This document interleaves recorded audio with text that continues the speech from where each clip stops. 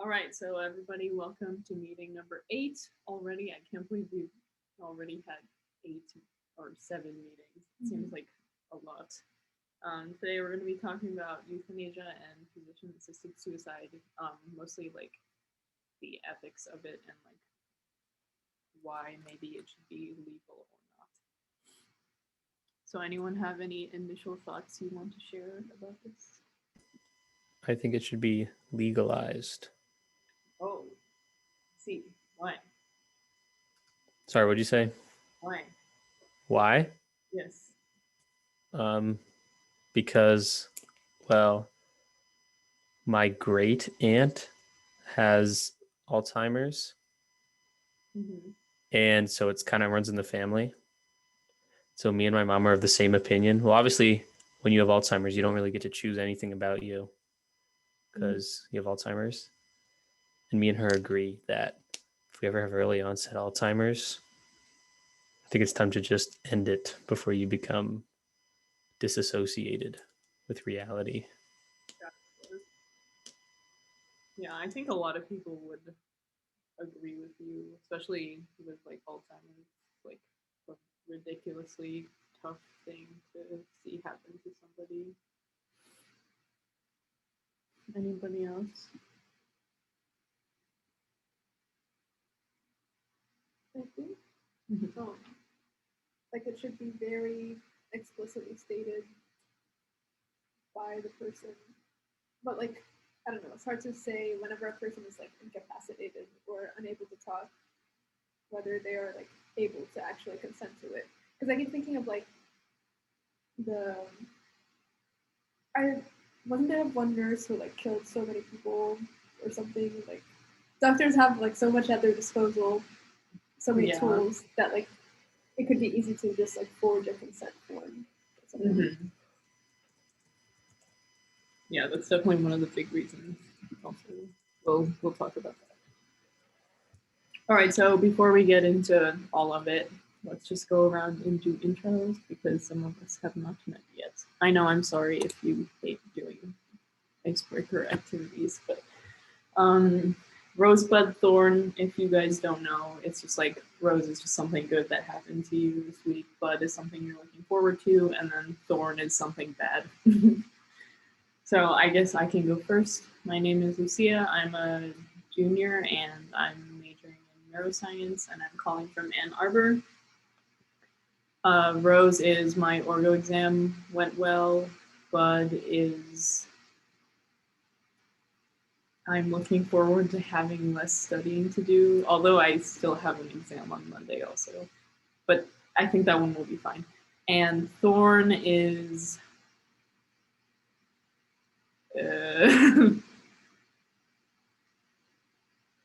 I can't think of anything. Let's just say I did not like studying for my test.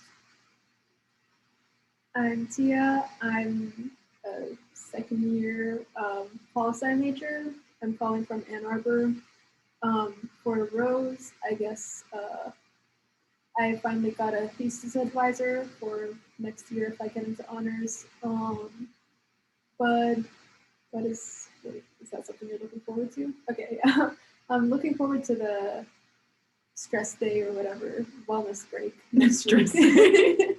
And I'm like one good thing is that my Thursdays are going to be free from now on. And one thorn, I guess I hated having to stay up till like 2 to study for the exam yesterday. Anyone else can go now. Okay. I'm Eli, freshman in College of Engineering at University of Michigan. Calling from my home in Ohio, not home this semester. But I'll just skip to my bud. I guess that's looking forward to next semester, being in person. A rose. I guess that would be. We were given a lot of time in class to not actually do class, but work on our group project. So like a lot farther than we should be, which is good, which means I don't have to do anything on the weekend for that. And the thorn, I guess that'd be that math test I took yesterday that I'm pretty sure I flunked. Oh, I'm sure you did okay. Don't worry too much. I can go next. I'm Angie. I'm a freshman studying political science, I guess, at UTK. I'm calling from Knoxville. I would say my rose was just not having to do any work this week for some reason. I've just been chilling.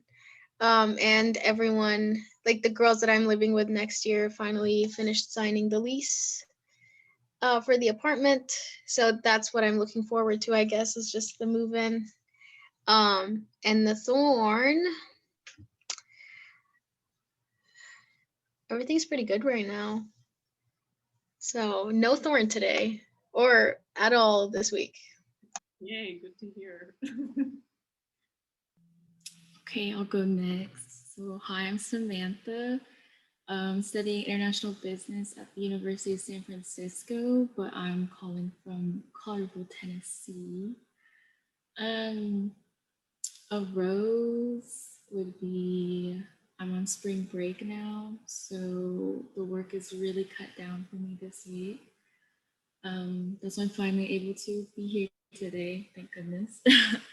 A bud, right now I'm looking forward to studying abroad in China because I know vaccines and everything are going okay. It's not set in stone, but I'm hoping sometime next year I'll be able to go. And a thorn.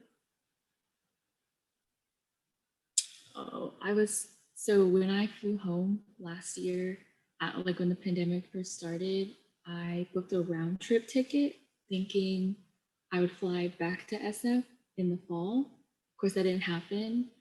And so that $170 for a plane ticket is non-refundable because I would have had to use it by this week. So that sucks. That's my thorn for today. I can go next. I'm Yara. I'm an 8th grader at WCMS, or yeah, West Carver Middle School. Calling from Carville, Tennessee, and my rose is also that I'm on spring break. My bud is probably just like finishing 4th quarter and just like going into summer. But my thorn would also probably be like having to do 4th quarter, which I'm not looking forward to. But yeah. I still can't get over the fact that we don't have a spring break. But it's whatever.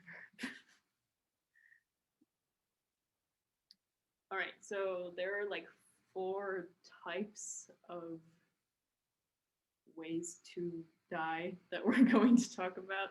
So active euthanasia, passive euthanasia, physician-assisted suicide, and voluntary euthanasia. So like you can think about it as like the top 2 are a group and then the bottom 2 are a group. So active euthanasia is like lethal injection. So they're killed by drugs rather than like the fact that they have this life-threatening condition. And then passive euthanasia is like pulling the plug. So you put an end to some treatment that is life-saving or life-prolonging. Physician-assisted suicide is when the physician gives you the drugs that will allow you to kill yourself. And then voluntary euthanasia is when they just like receive it, and it can be either active or passive.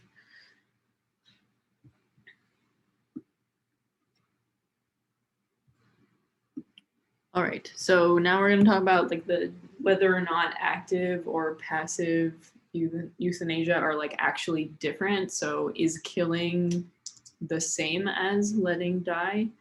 So the statement here is that it's sometimes permissible to withhold treatment and allow a patient to die, but it's never permissible to like directly kill the patient.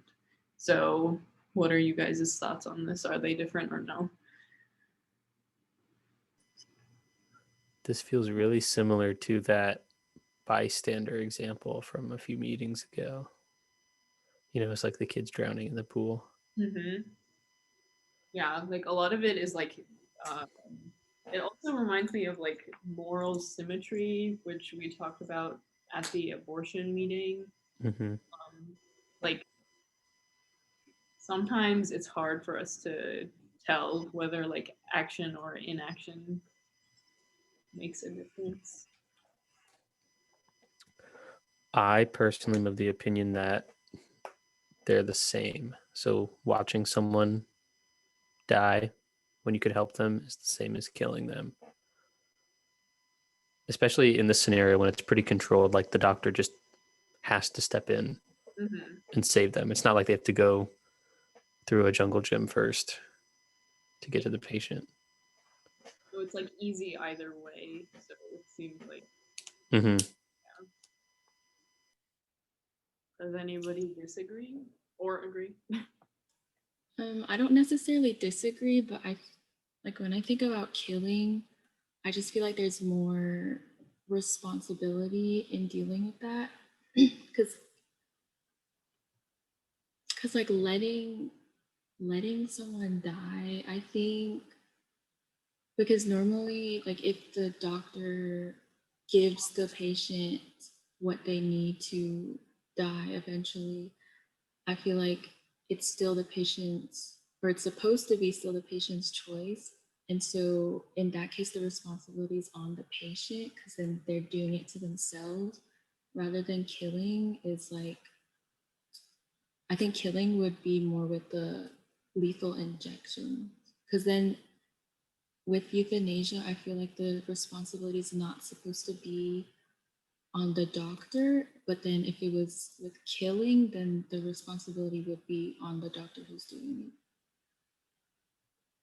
Okay, so then would you say that like if the doctor supplies the drugs for the patient but like doesn't directly like force them to take them or anything, would you say that the doctor doesn't have responsibility?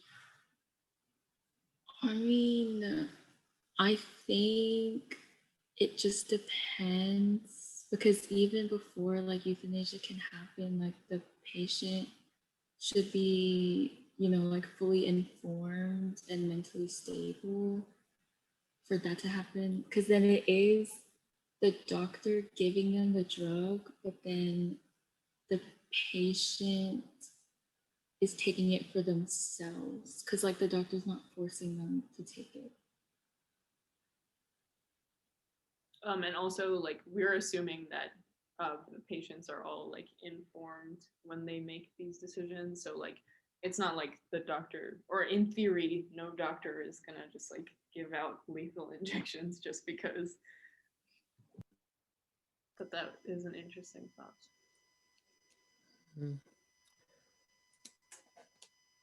I don't know if I agree that killing is different from letting die, Mm-hmm. but I think killing is different from letting die whenever we were talking about the abortion example.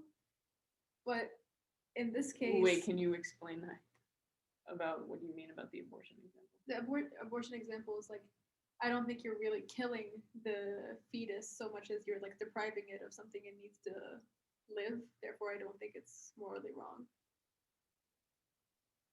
Does that make sense? Isn't that the same thing in this case though? No, because it's like not there yet. That's what Versus this person's alive and they want to die, and then it's just, is it the doctor's responsibility if they give it to them personally, or does the responsibility on them disappear because the person who wanted to die in either case did it themselves by like swallowing the pills? So we're talking about like what is it, physician assisted? Or are we talking about like active versus passive? I just mentioned the physician assisted part because Samantha brought it up. Yeah. Oh, okay. So for this example, never mind. I'll just listen. I don't think there's the fault's on the doctor in either case.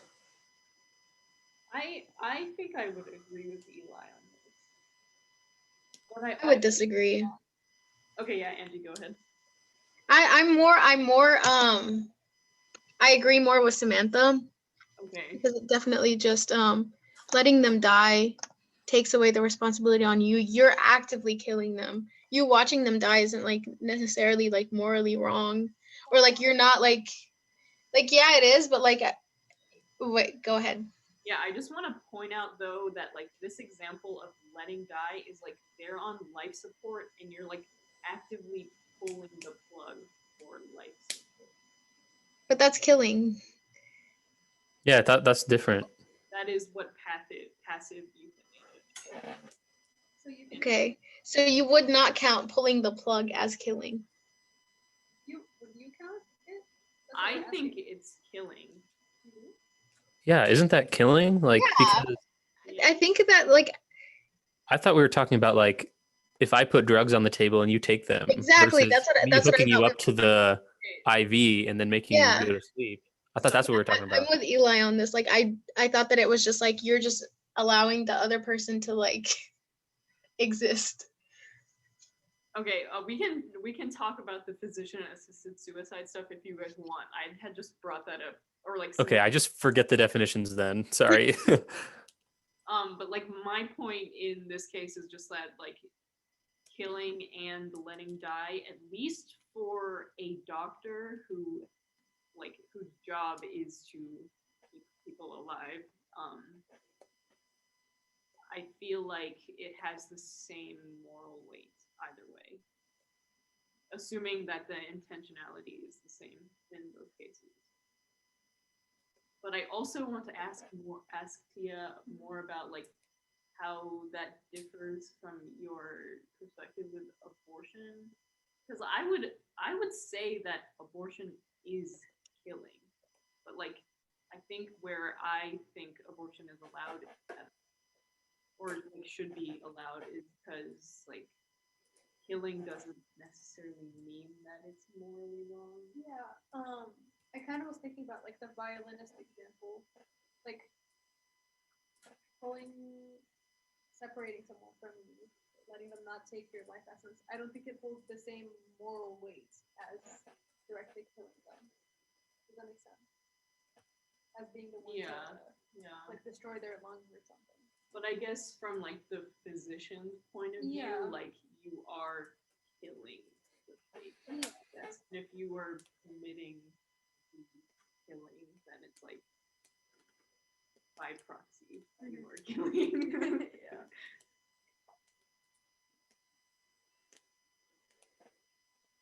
Wait, so are we in agreement that killing is the same as letting die? I guess I don't really understand what the patient would go through in letting die. Like if I'm on life support and then they pull it off, will it be the same as having a drug pumped into me where we like no, I won't feel anything? I would say so, yeah. Okay.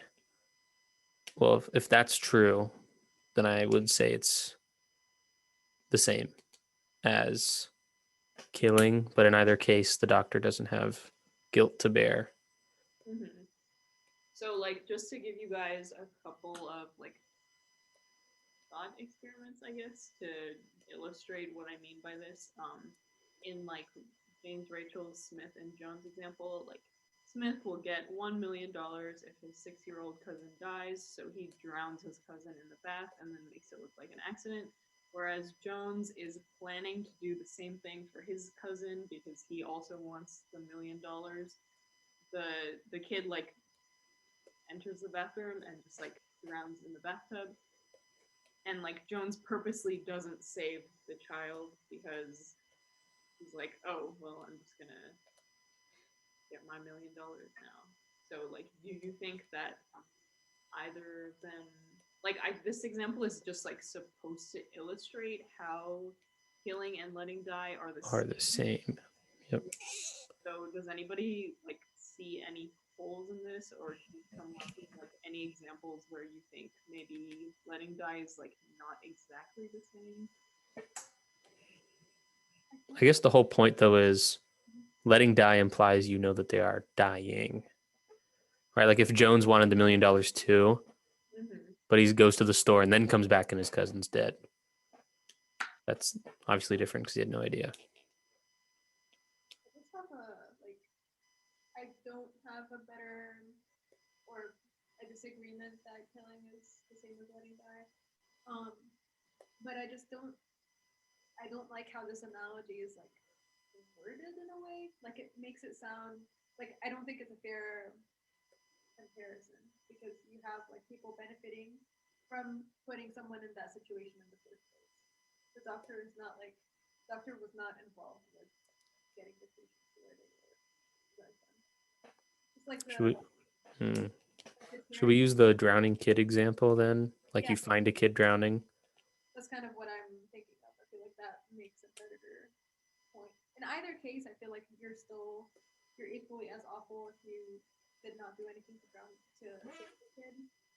But yeah, I don't know. This example rubbed me the wrong way. Okay. But if the example was you push a kid into a pool to watch him drown versus walking by, I'm just going to say a motel that has a pool outside and you see a kid drowning and no one's saving him and then you just walk by, are those the same? Because I would say yes, because you could like go save the kid in the motel example, but you choose not to even though you see him die. Well, in that case, I wouldn't say they are the same. That's my intuition. But why? Again, it's like the trolley example. Like you didn't really act in that situation, and I think that kind of absolves you of some responsibility. It's also kind of hard to hear you guys. You're kind of far away from the computer. Sorry if that ruins the comfy seating. Yeah, we got you. What's the people?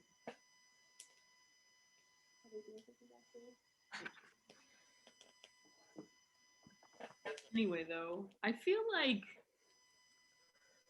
okay, maybe we take out the $1 million part of the example. Like the point of Smith versus Jones is just like it's just like illustrating the idea of killing versus letting die. It's not trying to draw this analogy with a doctor. Like Smith and Jones are not doctors in this case. But like I think this is pretty similar to the drowning kid thing that we've been talking about, so we can just talk about that too. So like the only reason why I would assume that those two cases are different is because in one it like takes effort to like save a kid from drowning. But like let's say like the effort of just pushing the kid and the effort of saving the kid were equal, then I don't think that there would be a difference really. I think what you defined as effort, I think it's different. I think it should be that you know your actions will save the person. Right? Because like, for example, I don't know, maybe the first thing I think of is if someone says they're going to jump in the pool and drown themselves and you think they're joking, even if you said like, no, don't do it, you don't really know if the person will do it or not. So you just kind of walk by and don't even say anything. And then the kid does it. Like, are you guilty? Like if you said no, would it have actually stopped them? And that's where I guess it gets kind of gray. But like, I feel like in this simple example, we're talking about if you can do something to actually kill someone and then you don't do something that you know would save them. Yeah. Like, no, you know it will save them. Yeah. That's when they are identical. So I think like in that example, or like as far as I know, in that example, you're supposed to like assume that you can, like it says right here, like you can easily save the child. So like you know for sure that you can save them, and that's like a given. And then Yes. past that point, it would be a matter of effort because like you wouldn't expect someone to like swim across the ocean to save some child that's drowning, right? But like if you can easily save them, I think that's where it becomes like we might as well just have pushed them in. Yeah, but see again, like the only reason why me jumping in and dropping everything to go save the drowning child, the only case where that would be, I'm kind of losing the thought at the end of the tunnel. But like if I jumped in, or if I saw the kid drowning really far away and I had the idea to go out and swim to him, my first thought against it would be, what if I jump in and he's not even alive anymore? So Right. So then in that moment, it's not given, because when there's more effort, the outcome is less clear. Like when you have to put in more effort, the outcome's not as clear. okay, I think maybe like the example is making it more confusing. So like let's say you know for sure that if you were to get a plane ticket across the country and then save the drowning child, you would like definitely be able to save them, but then like you don't go even though like it's like, I see what you mean. yeah. I see. So like if God appeared in front of you and said, buy this plane ticket and go save this drowning kid, Yeah. kind of be like, do I really have to? Yeah, exactly. I see. That seems, yeah. Wait, but isn't that what like not isn't that not what like euthanasia is about? Because for doctors, Yeah, wait, Angie. So this example, like I'm not trying to. oh, this example is just about killing versus letting die. Yeah. I'm not like implying that doctors are like people that drown other people. Uh-huh. All right, so here's another example posed by Dan Bruck. So like this is more like what we're talking about. So a patient goes into respiratory failure. If he isn't placed on a respirator soon, he's gonna die for sure. But then the patient's family arrives right in time and tells the hospital staff that like he would have wanted to forego life-saving treatment. So then he's not hooked up to the respirator and then he dies. And that would be like the letting die scenario. And then in the other case, the patient is hooked up to the respirator because the family didn't get there on time, and then the physician eventually like takes the patient off the respirator and then they die. So I think, so what are you guys' interpretations of this before I like I'll just go first and say that given everything that's said is true, I don't see how they are different. But that's not to prescribe blame or anything. I just say that they're the same. Okay, so I think before Eli and I, we agreed that passive euthanasia is also killing. Is that right? Yeah. So like pulling the plug is killing. So then in this scenario, we would agree that the physician just killed the patient, right? Yes. Whereas case A is like actually a case of letting die. Because like it's not like you're taking away any treatment that was already there. You're just not giving it to them. Mm-hmm. It's kind of like not handing water. Oh no, that's a bad road to go down too. Because they're not begging for the water. They're incompetent. Yeah. Coming up with examples is pretty hard. Does anyone else see a hole in this? Or not a hole, but like Or a case where it's not so clear? Because I do, but I don't want to dominate the talking space. yeah, so does anybody think that like the second case isn't killing maybe? Or you think that that like the second case is somehow justified because like you didn't really have a choice?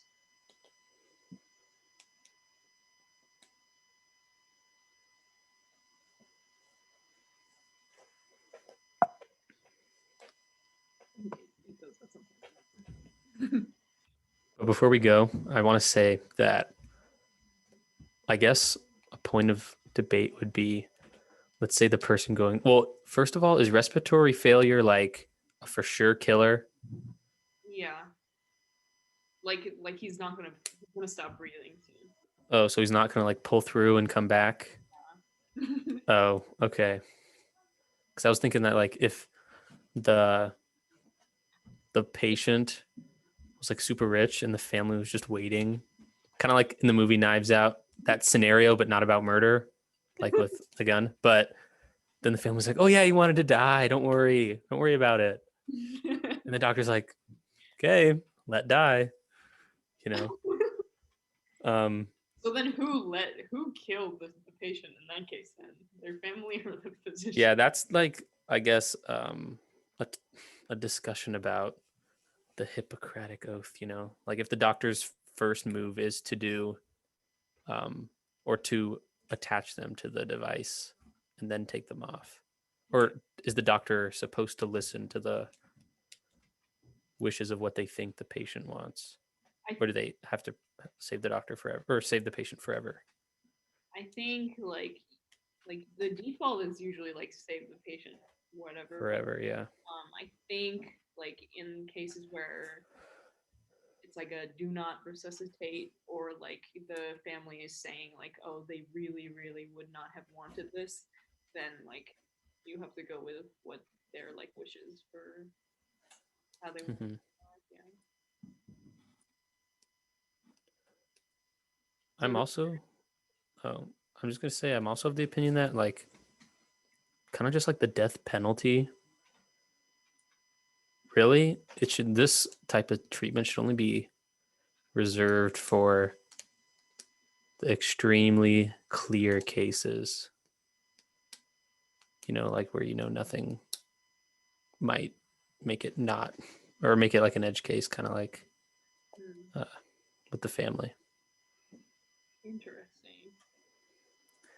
you know, because like they kind of have a process already to deal with these kind of cases, Yeah.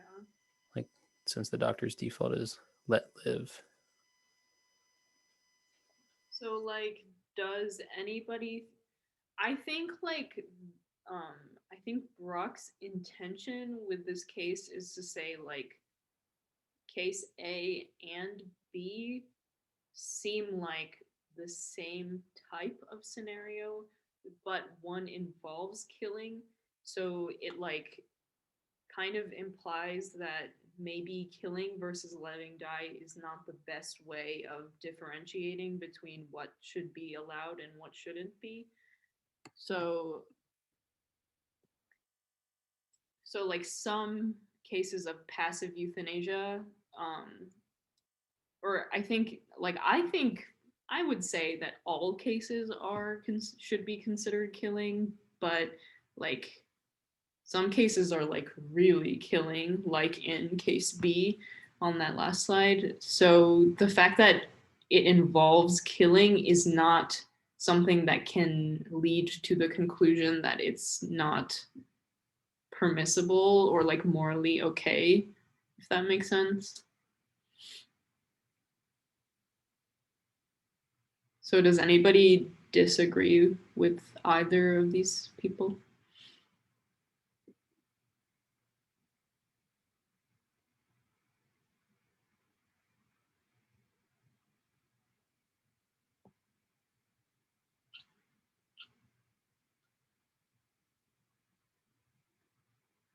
I think I go with like Brock, where even if active euthanasia involved killing, I don't think it makes it impermissible.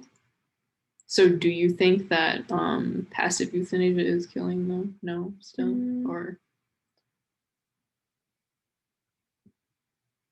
I feel like the question is such like low stakes if I consider neither one impermissible, but I guess passive euthanasia might as well be considered killing too.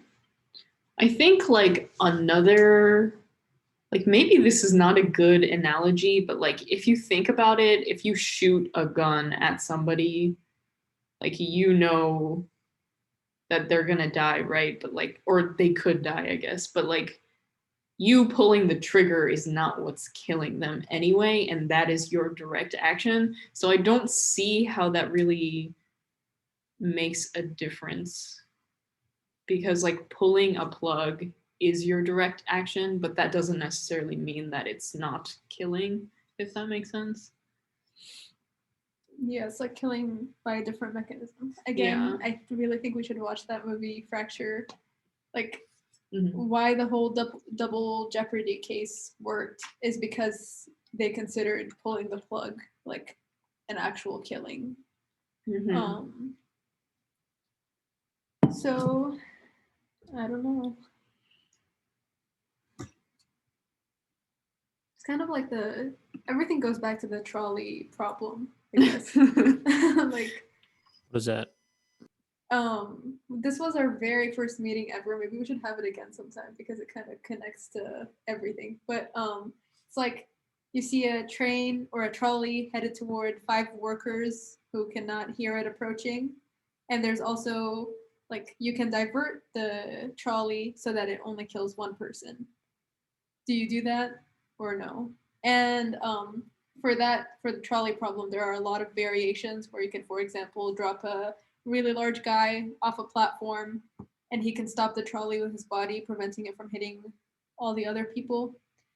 So in that case, like we said, even refraining from like even if you just had to push a button to drop the guy in front of the trolley instead of pushing him, it does not really negate the fact that that's an action in itself.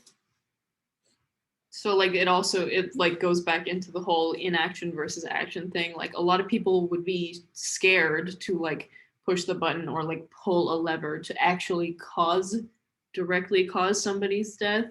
Whereas like if you just let the train go, it's like, oh, it's like I wasn't even here. So that like absolves me of any guilt. But then other people think like, no, because you should have saved those 5 lives by sacrificing that 1 life, because 5 lives is better than 1. But yeah, it also gets like more complicated because some people are like, oh, but what if the 1 person you kill is going to end up curing cancer and saving millions of lives? And then like, would that mean that the 1 life is more like valuable, or like you should save that 1 life more than you should save the 5, etc., etc.? It's a very long topic. Yeah. Worthy of another meeting, but yeah. So these are the arguments. Interesting. Yeah. Yeah, so these are for legalizing it. So like, does everyone want to just like quickly go around and say like whether or not you think it should be legal or not? I guess I can go first. I think yes. I would say yes. I would say yes as well. Likewise. Legalizing voluntary active euthanasia. So like the patient saying, yes, I would like to die. So then the physician either gives them a lethal injection or like gives them the drugs and they can just take them whenever they want. I think there are a lot of complications. Like I feel like I'm hesitant to say yes because there are cases like it's so easy for this to like go wrong, but I don't see how like it would be okay to deprive people of like this choice, but also we'll go into like why it might not be good to legalize it. I don't know. I know I just said yes, but like yeah, I'm like rethinking it now too. Anyone else have any opinions? Well, it's definitely hard because it's hard to draw the line between when someone is free to choose. Like if they definitely would do it on their own, are they doing it of their sound mind? And if they're not, are we obligated to protect them? Yeah, definitely. And I guess that's the whole point. I mean, I think yes, it should be legalized, but there needs to be a process, a very lengthy process. And I know there's already stuff like set in stone that doctors have to do beforehand, but I think there needs to be, I mean, if you're going to legalize it, I think you really have to stick with the law in that, because if you try to deviate from what you are supposed to do and what you're not supposed to do, then I think that's the point where it shouldn't be legal. Hmm. Why don't we do it like being an organ donor? Like you start indicating your consent when you are of a young age, or at least then you can change it every time you get your driver's license renewed. Interesting. But how would that help? Because it's like, what is it like? Would you want to die? Like, I don't. Well, I'm just saying that usually the problems are at the end. Do they seriously want to die? Is this just like, are they still of sound mind? But personally, like, So like in the situation, yeah, yeah. yeah, because like going back to my family, at least we know with each other that for years we have been of the opinion that if we ever have, for example, Yeah. onset Alzheimer's, we know, okay, goodbye. Yeah, so it's like there should be some kind of way to legally document what your situation would be if you ever get into something like that. Hmm. It raises some like questions for me because I feel like it could be almost ableist in a sense.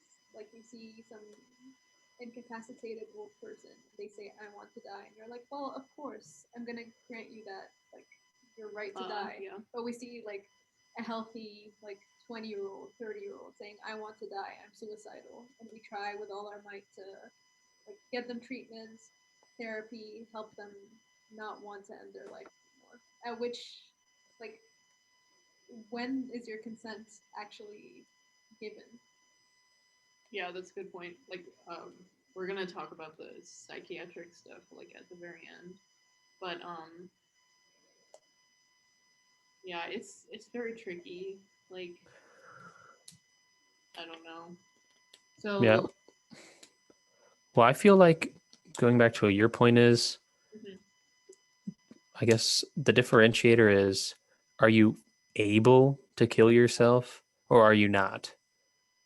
Right? If you have Alzheimer's, you're not able to do anything. How could you possibly choose to kill yourself? That's why you decide before, right? But if you really wanted to die, if you're in any other situation where you're of sound mind, you would do it. It's not illegal, right? You could, there's a lot of ways just in life, in nature, go find a cliff. I'm not trying to be morbid, but like seriously, if it was that bad, you would try to find a way. I guess so. But like sometimes people are too scared to do something like that. Whereas like if it were just like some pills that your doctor could give you, it would just like give them peace, like to know that they have the option to like die like a really safe, clean way. Like I know personally, if I like found out I was gonna have some like super debilitating disease and like I would want to kill myself, like I don't know if I would be able to like actually carry out the actions of doing it. Whereas like if it's just me saying, yes, doctor can give me the lethal injection and then I'll be gone, like that's maybe just like an easier way for people. And yeah. Mm-hmm.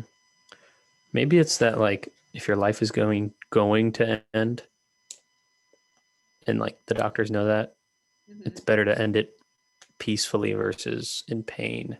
Yeah. So for all cases, but that this is not an option. Yeah. So like this is what some guy named Velleman says. I don't know if I'm pronouncing that right. But if even if you're not against the actual action of euthanasia, you might be against legalizing it because if you give all patients that kind of choice, it can give people a little bit of like pressure. So like if like somebody had or like was diagnosed with Alzheimer's or something, like, and the doctor comes up to them and says like, "Oh, you have the choice to kill yourself. Like I can give you meds or whatever." It kind of gives you some amount of pressure to like justify why you want to stay alive, and that is kind of unfair because just giving you the option can make it seem like it's not the default to continue living, and that like you have to somehow have some like reason to just like exist.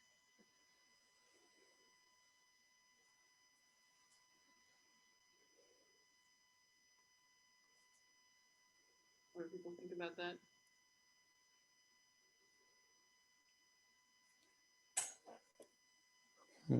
Could you say that like one more time, please? Sorry. Okay. So like what he's saying is like by giving patients the option of like killing themselves, you're like adding an option, but really you're doing more harm than good, because in the end, like that just results in people feeling like it's not the default to like stay alive, and that like somehow they need to justify why they're still alive.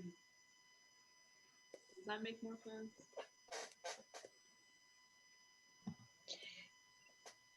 I mean, I see where it's coming from, but again, I always think back to like the fact that they already have the option.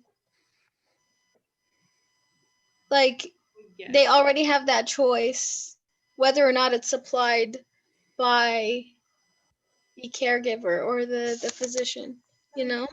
Like, I don't know. At least in my case, I feel like I would feel very different if a doctor, a person I regard as like a person of high authority, said, "Hey, like this is pretty serious. I totally understand if you would like to end things," versus just me randomly thinking that someday. Like, it has different weights. Yeah, I like believe. if your doctor presents options to you, it's like a given that you think of it as like something that you should consider. So by giving you that option, the doctor is like, or like the system is in a way saying like, you need to pick whether or not you want to be alive or not, rather than that just being the default condition.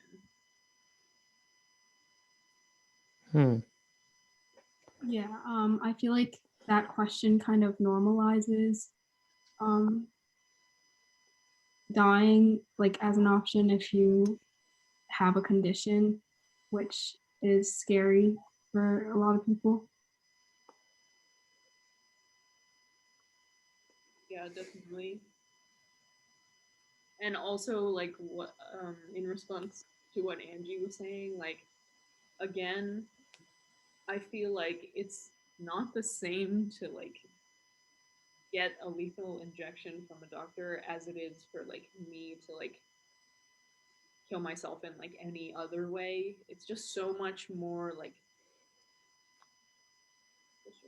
yeah, it seems more like I described the doctors, like the physician assisted suicide seems more like a clean and healthy and like nice way to go, because like it's like very planned, and like everybody in your family or your friends can be involved, and like it's so like there will be like a nice clean thought out process, whereas like if you're trying to like kill yourself, I think just like the sentiment behind that is more like this needs to happen now, and it's like more frantic and not as well thought out, and I think it's like more scary to make a decision like that instead of like going through like the medical system to go.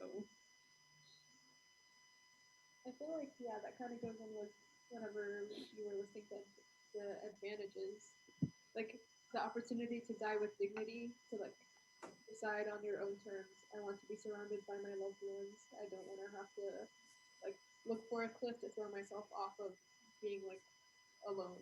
Yeah. So it does have some value. I don't know. Yeah. I guess you should also keep in mind that you could also like go into your car, put on your favorite music, keep the garage door closed, and just turn it on, and you'll just fall asleep, Yeah. and you'll be dead. But like then like I feel like it's a little bit different if it's like in a hospital and you like and it's like super well thought out in advance and like you're not alone and stuff.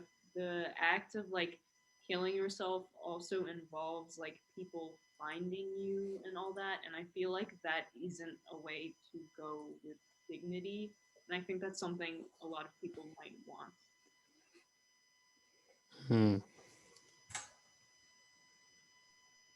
Yeah, I feel like it's kind of hard to like go up to your family and like tell them that you're deciding to um, kill yourself and that you're gonna do in a car.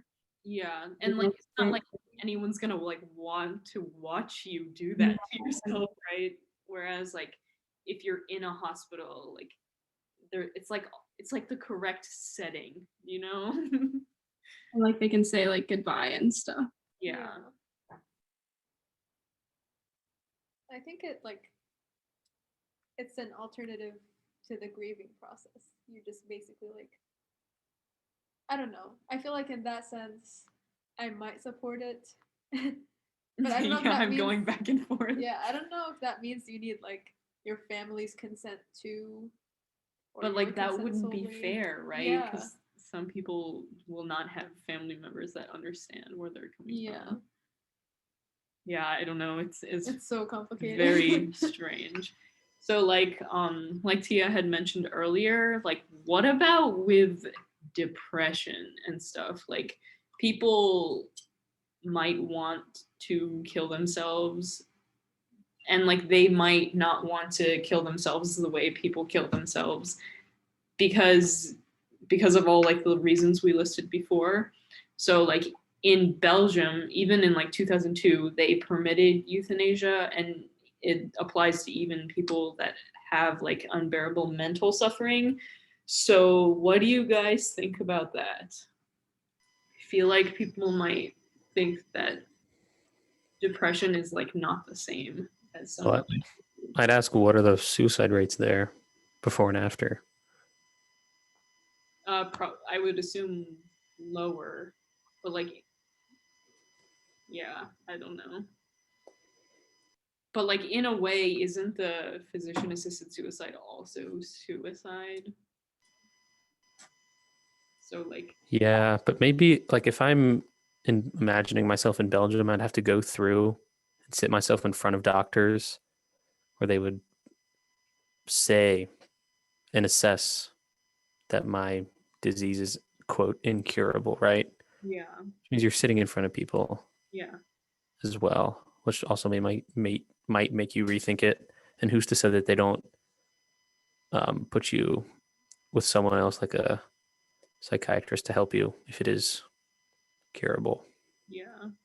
So the case, Godoliva, I think she like spent 40 years in therapy. She got divorced, and then her ex-husband died by suicide. And then like she got a new boyfriend, but then he broke up with her, and then yeah, it was just like the whole long list of like all these sad things that happened to her, and like she already had depression, so that just like led to more suicidal ideation. So in her case, would you think that you would permit her to like have access to physician assisted suicide?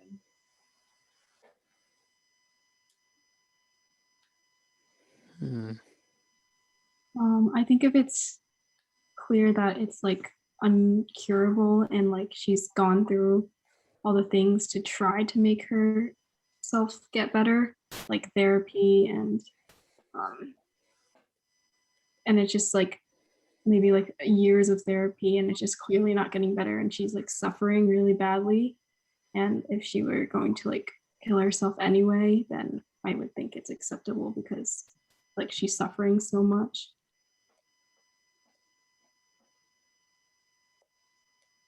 So Yeah, like, I'll just say I'll agree, because sometimes like a famous, maybe in movies you hear it where the detective or whoever says killing him would be too easy. I'm going to let him rot in prison forever, which kind of tells you that sometimes staying alive is worse.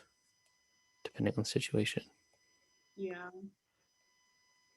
It's also like I feel like we should not really draw that rigid of a line between physical and mental suffering or illness, because like mental illness can manifest in physical symptoms too. How, like, if a person can't get out of bed because of how depressed they are, I think they are equally as valid as someone who can't get out of bed because of some other ailments. Like, they have a right to end things on their own terms. Yeah. I guess the tricky part is like, how much suffering do they have to go through before you say, okay, fine, you can kill yourself? Like, it makes it really tricky because like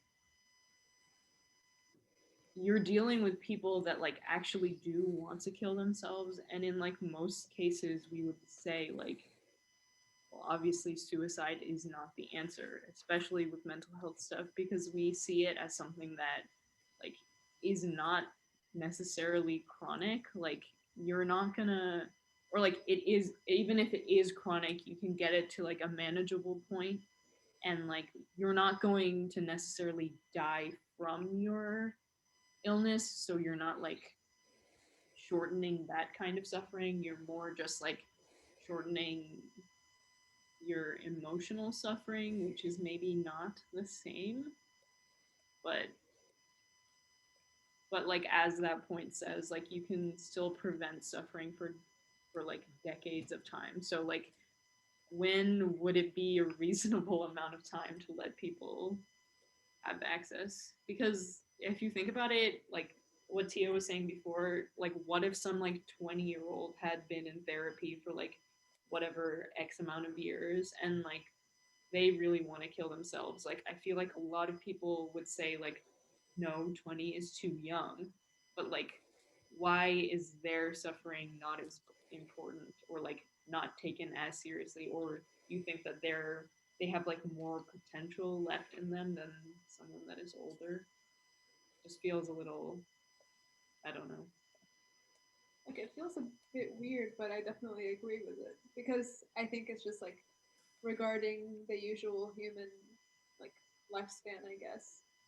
People feel rightfully that there's a big difference between 20 and 40, but like bigger of a difference than 70 and 90, for example. So where your life might change like significantly after you're 20 and like severely depressed. I don't know. Feels like once you're past a certain age, not much can change. But that might be erroneous thinking too. But like, it's not a fair thing to like put that on everybody that's like a certain age. I don't know.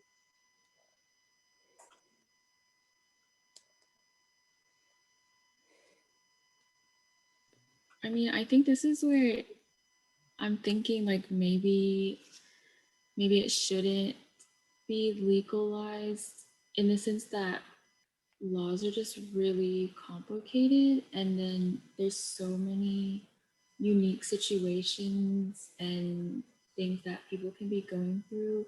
So I feel like even if it was legalized, then I think there's probably too many loopholes that different people could get through. And so I don't know, like especially in this kind of situation, it's not terribly different. I know we're saying like there's not like a rigid line between physical and mental suffering. And so I think that's why, especially with the age thing, how can you put that into a legal sense, if that makes sense? Because you could always put in a range, but then it's just not specific enough to, I think, be, I don't want to say morally accurate, but I guess in that kind of sense, those kind of things need to be specific, because everyone's going to have a different interpretation of what you say or what's written down. Yeah.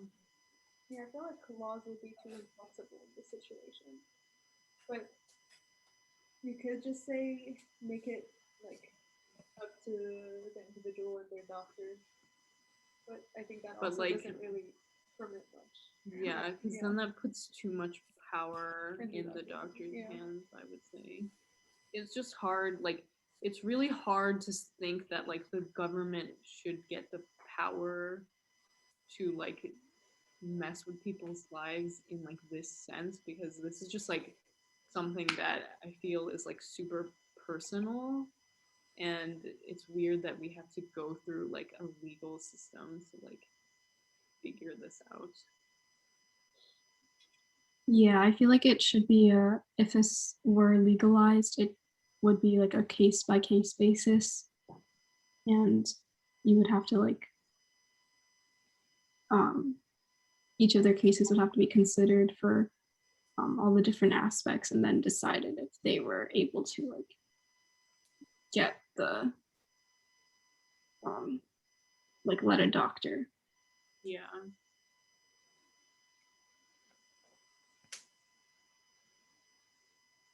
And I feel like if this would be applied to people who, if they had like untreatable depression, they would literally be thinking about killing themselves like every day, and like it's really clear that they would do it anyway. Yeah. I think with mental illness, it becomes something fuzzier for sure. Like, I'm all for like taking mental health seriously, like, obviously, but it seems a little weird to like treat it the same as something that's like something like Alzheimer's, where like you're eventually going to like lose your ability to like make decisions for yourself. But who's to say? I kind of like the way that Belgium does it, but then I don't know the whole thing. Mhm. But I'm just going to assume that what Belgium does is they've incentivized you through that law to go through the government or doctors, not necessarily government, but go through them first. But then I imagine what they should have are psychiatrists who evaluate you, because that's their job, right? And then they can decide if you are permanently or whatever what Yeah. they call it, incurable.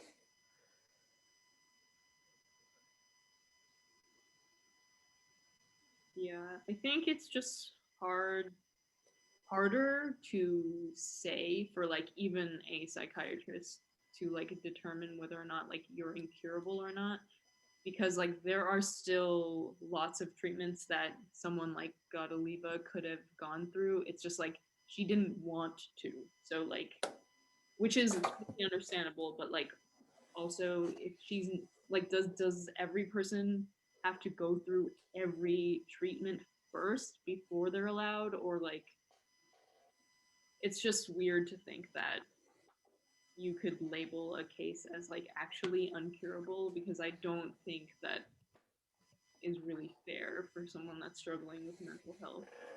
I think that can also for like countries in which universal health care does not exist. You might get a poorer person feeling like they exhausted all their options quicker than how a rich person may feel, resulting them to resort to physician-assisted suicide more often or like faster. And also conversely, with people that like don't like trust the healthcare system as much, or like don't have insurance, etc., like they might not get access to something like physician assisted suicide because they're like not rich enough or whatever. But then there are also cases where people without healthcare are like, do not resuscitate me, do not keep me on life support. Yep. I can't deal with Yeah. the financial fallout after I'm okay. Yeah, It's just very bad. Yeah.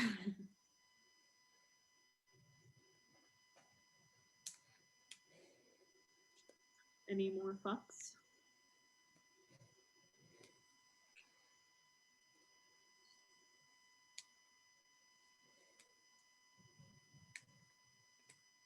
Well, if not, our next meeting next week, we decided not to cancel it because the wellness day is on Tuesday, not Wednesday. So we're going to be talking about writing historical wrongs. And then the next one after that is optimistic nihilism. And then the one after that is human nature and morality, which is like, we've already had a meeting on this, but like, I feel like it would be good to have another one, especially since we have a lot of different people at the meetings now. And then that's our last like actual meeting. And then on the 14th, we'll just have like a fun Netflix party. So if you guys have any like movie suggestions, please let me know. And Are we still doing the American Foundation for Suicide Prevention Walk? yeah, Yeah. so the walk is in April. I think it is the same week that we're gonna have the Netflix party, so we can talk about that more then too. But the link to the donation and like joining our team for the walk is on our website, so go check that out if you haven't already. And I think that is it for today. So thank you everybody for coming.